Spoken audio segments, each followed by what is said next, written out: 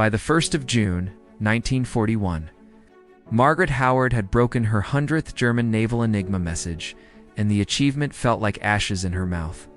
She sat at her desk in Hut 8, staring at the decoded text that revealed a U-boat supply rendezvous in the mid-Atlantic. And all she could think about was the 97 messages from the previous week that they had failed to break in time. 3 months at Bletchley Park had transformed her understanding of what war actually meant. It was not the dramatic battles shown in newsreels or the stirring speeches broadcast on the wireless. War was mathematics conducted under impossible time pressure. War was exhaustion so profound that you hallucinated patterns and random letter sequences. War was the grinding knowledge that every failure cost lives, while every success simply reset the clock for tomorrow's inevitable crisis. The rhythm of Hut 8 had become her entire existence. Wake at dawn. Work until the encrypted intercepts became incomprehensible blurs. Sleep for a few hours. Wake and repeat. The women in her billet had stopped trying to make conversation. They were all too tired, too consumed by work that they could never discuss even with each other. Catherine Wright had become something approximating a friend, though friendship at Bletchley Park was a strange, attenuated thing. They sat together at meals, worked at adjacent desks, and occasionally exchanged observations about messages that went beyond the strictly technical. It was Catherine who had taught Margaret to recognize individual German radio operators by their distinctive patterns, what cryptanalysts called their fists. "That's Operator 37, Catherine would say, glancing at an intercept. Always uses formal greeting protocols. Very precise. Never abbreviates. Probably an older man, career military. And that one is Operator 14. Young Sloppy makes typing errors. Is the one who gave us that beautiful double encryption in March. Learning to see the humans behind the encrypted messages was both helpful and disturbing. It was easier to break codes when you understood the psychology of the people creating them. It was harder to forget that breaking those codes meant sending men to their deaths. The U-boats were not abstractions. They were submarines crewed by German sailors who were following orders, who wrote letters home, who had families and dreams and fears. When Bletchley Park broke a message revealing a U-boat's position, that information went to Royal Navy destroyers who would hunt down that submarine and drop depth charges until the pressure hull ruptured and 40 men drowned in the dark, freezing water of the Atlantic. Margaret tried not to think about it. Everyone at Bletchley tried not to think about it, but the knowledge sat at the edges of consciousness, a moral weight that accumulated over time like sediment. The war was not going well, despite their successes. Germany had invaded the Soviet Union in late May, opening a vast new front that threatened to overwhelm the Russians completely. London continued to endure bombing raids, though they had lessened somewhat as the Luftwaffe shifted resources east. And in the Atlantic, the U-boats continued to sink Allied ships at a rate that made long-term victory questionable. Hugh Alexander had developed a habit of posting daily statistics on a board in Hut 8. Merchant ships sunk, tonnage lost, percentage of messages broken, estimated U-boats at sea. The numbers told a story of slow improvement punctuated by catastrophic failures. They had broken Naval Enigma settings 47% of days in March, 61% in April, and 68% in May. But the days they failed were often the days when major convoys were under attack, and the cost of those failures was measured in thousands of lives and hundreds of thousands of tons of desperately needed supplies. "We're getting better," Alexander said during a staff meeting in early June. His face showed the strain of months without adequate sleep. But the Germans are getting better too. They've introduced new procedures, changed their weather report formats, started using different code books for different U-boat groups. It's an arms race, and we're barely keeping pace.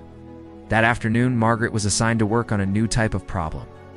The submarine tracking room at the Admiralty had identified a pattern in U-boat movements that suggested they were receiving coordinated instructions from a shore-based command center.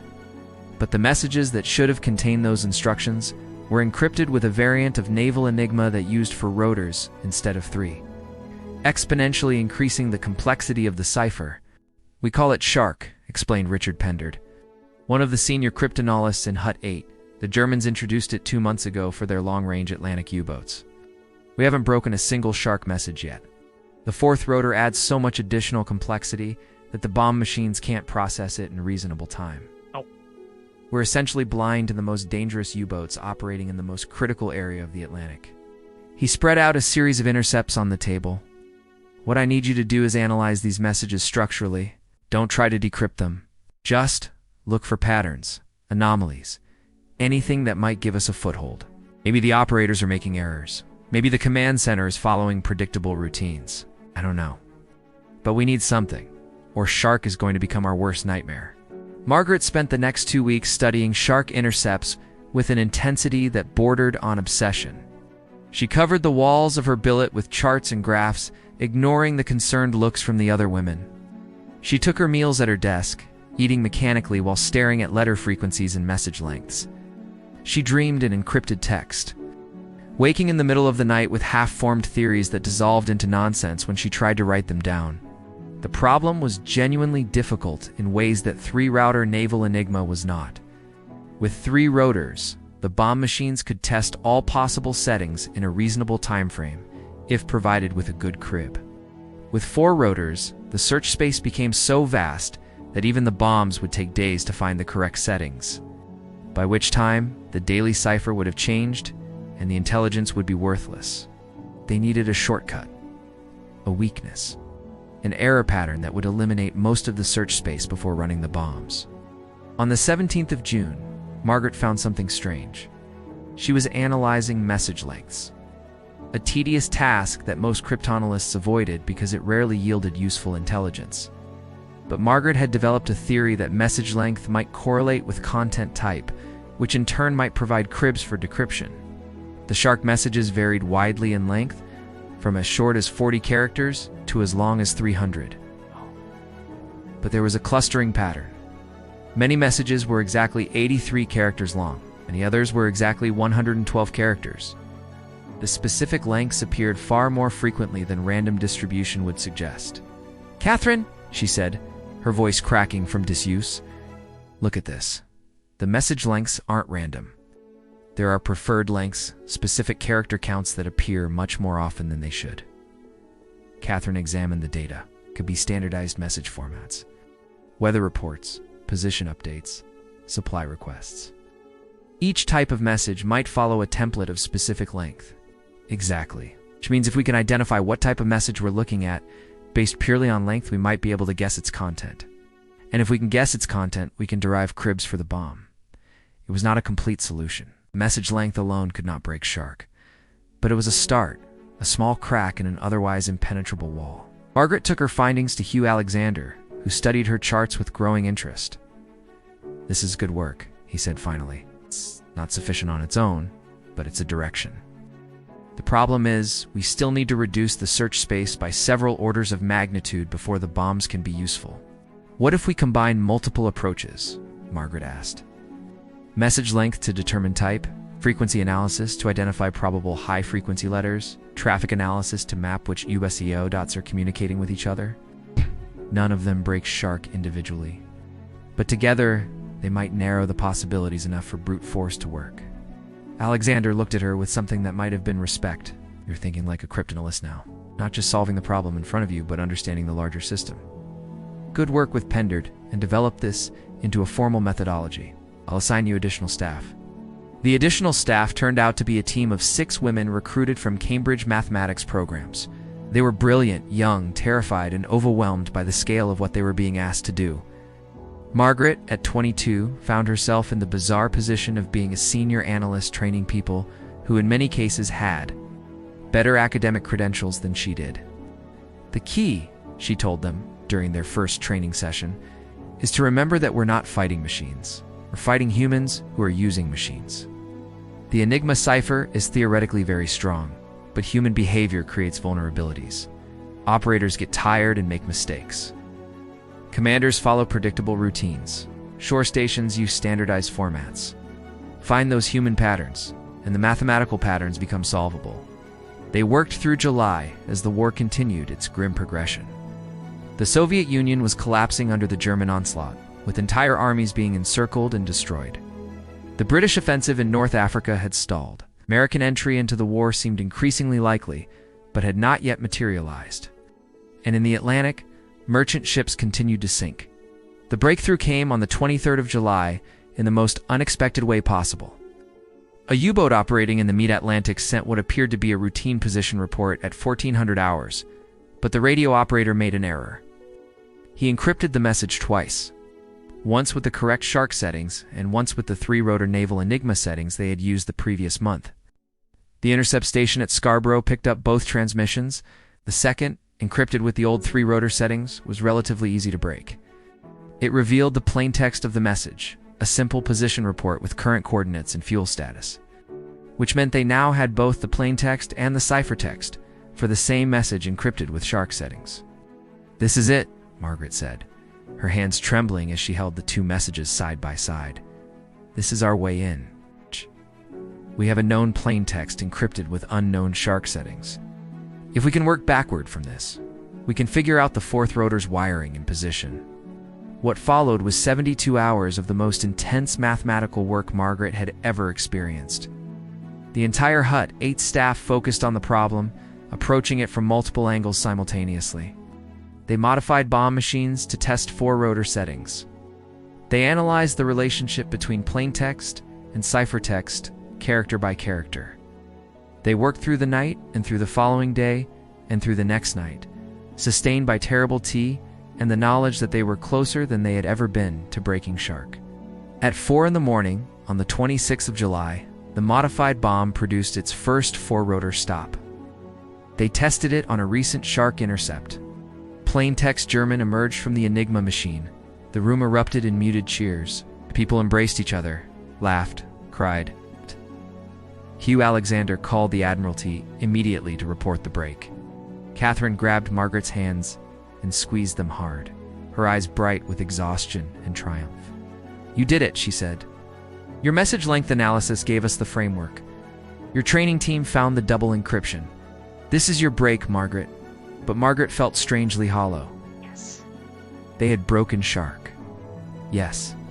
This was a major victory that would save countless lives. But it had taken them 3 months to do it. 3 months during which the most dangerous U-boats had operated with near impunity. How many ships had sunk while they struggled with the mathematics? How many sailors had drowned waiting for them to be clever enough? The intelligence that flowed from the first shark breaks was devastating in its implications. The Germans had established a sophisticated command network for their Atlantic U-boats, coordinating Wolfpack attacks with a level of precision the Admiralty had not fully appreciated. Shore stations were directing submarines to intercept points calculated based on Convoy, routing intelligence that the Germans were somehow obtaining, which meant there was a leak somewhere. The Germans knew more about Allied convoy movements than they should, which suggested either exceptionally good reconnaissance or, more troublingly, a security breach. "That's not our problem," Alexander said when Margaret raised the issue. "Our job is signals intelligence, not counterintelligence. We break the codes and pass the intelligence to people whose job is to use it. What they do with it is not our concern." But it nagged at her. They were fighting so hard to read German communications while apparently someone was feeding information to the Germans. It felt like trying to fill a bucket with a hole in the bottom. The breaking of shark marked a turning point in Hut 8's operations. With the methodology established, they could now break four-rotor Naval Enigma with reasonable consistency, though it remained more difficult and time-consuming than the three-rotor version. The percentage of days with successful breaks climbed to 78% in August and 83% in September. The effect on the Battle of the Atlantic was measurable. Merchant ship losses declined. U-boats increasingly found themselves hunted instead of hunting, arriving at intercept points to find destroyers waiting for them. The Admiralty began routing convoys with uncanny precision, avoiding German patrol lines as if reading the enemy's mind, because they were reading the enemy's mind. Every broken message was a glimpse into German naval planning. Every decoded order revealed their strategy. It was as if the Allies were playing chess against an opponent whose thoughts were partially visible. But victory bred complacency, and complacency bred disaster. In late September, the Germans conducted a security review of their Enigma procedures. Some analysts in Berlin had done the mathematics and concluded that the British were sinking U-boats at a rate that seemed statistically improbable based on random patrol patterns and reconnaissance alone. The coincidences were mounting.